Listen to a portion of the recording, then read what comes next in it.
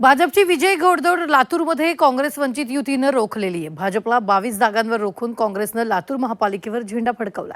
काँग्रेसनं आपला बालेकिल्ला पुन्हा एकदा मजबूत करत सत्ता कायम राखली आहे. जनतेनं काँग्रेस आणि वंचित आघाडीवर विश्वास दाखवत स्पष्ट कौल दिला असून हा निकाल भाजपसाठी आत्मपरीक्षणाचा तर काँग्रेससाठी आपला गड अबाधित राखणारा ठरल्याचं बोललं जात आहे. पाहूया.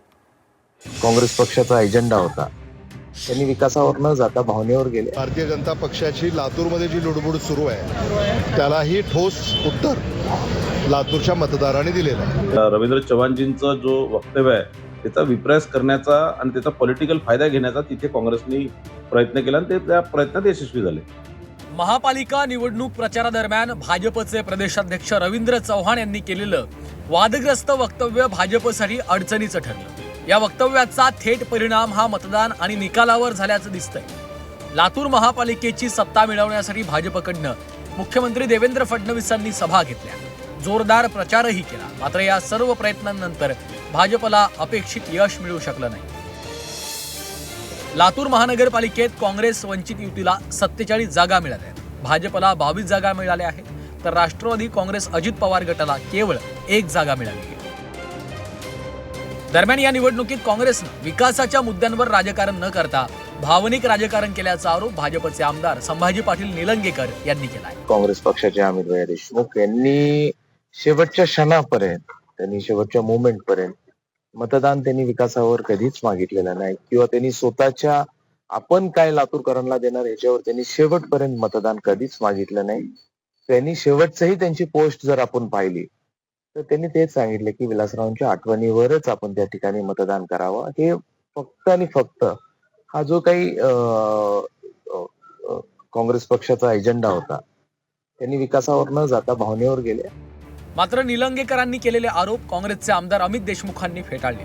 मतदारांनी दिलेल्या कौलाचा सन्मान करून त्यातून बोध घ्यावा असा सल्ला त्यांनी दिला आहे. संभाजी पाटलांना माझी अशी विनंती आहे की आता निवडणुका झाल्यात, मतदान झालंय, मतमोजणी झाली आहे आणि कौलही आलेला आहे. आता हा जो कौल आहे त्याचा त्यांनी सन्मान केला पाहिजे आणि आता तरी बोध घेतला पाहिजे. भारतीय जनता पक्षाला नाकारलंय, भारतीय जनता पक्षाच्या कारभाराला नाकारलंय, भारतीय जनता पक्षाच्या नेतृत्वाला नाकारलंय आणि भारतीय जनता पक्षाची लातूरमध्ये जी लुडबुड सुरू आहे त्यालाही ठोस उत्तर लातूरच्या मतदारांनी दिलेलं आहे. लातूर हा काँग्रेसचा पारंपरिक बालेकिल्ला.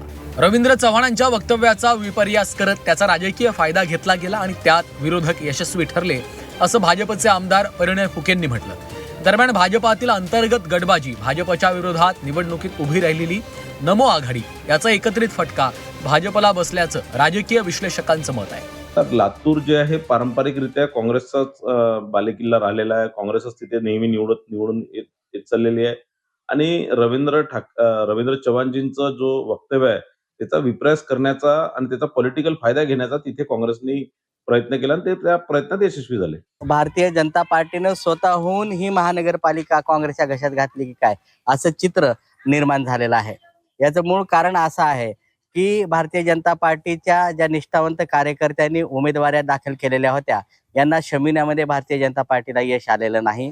नमो आघाडी म्हणून त्यांनी एक पॅनल निष्ठावंतांनी दिलेलं होतं आणि यामध्ये बहुतांश 30-30 वर्ष जुने भारतीय जनता पार्टीचे कार्यकर्ते यांनी उमेदवाऱ्या कायम ठेवलेल्या होत्या. यांना शमिनामध्ये भारतीय जनता पार्टीला यश आले नाही. दुसरी बाब म्हणजे भारतीय जनता पार्टीचे 3 आमदार लातूर जिल्ह्यामध्ये आहेत. या 3 आमदारांनी एक हाती या ठिकाणी प्रचार केल्याचं चित्र कुठेही दिसून आलेलं नाही. या सर्व कारणांमुळे लातूर महापालिकेची सत्ता भाजपच्या हातातून निसटली असून काँग्रेस वंचित आघाडीनं पुन्हा एकदा लातूरवर आपला दबदबा कायम राखलाय.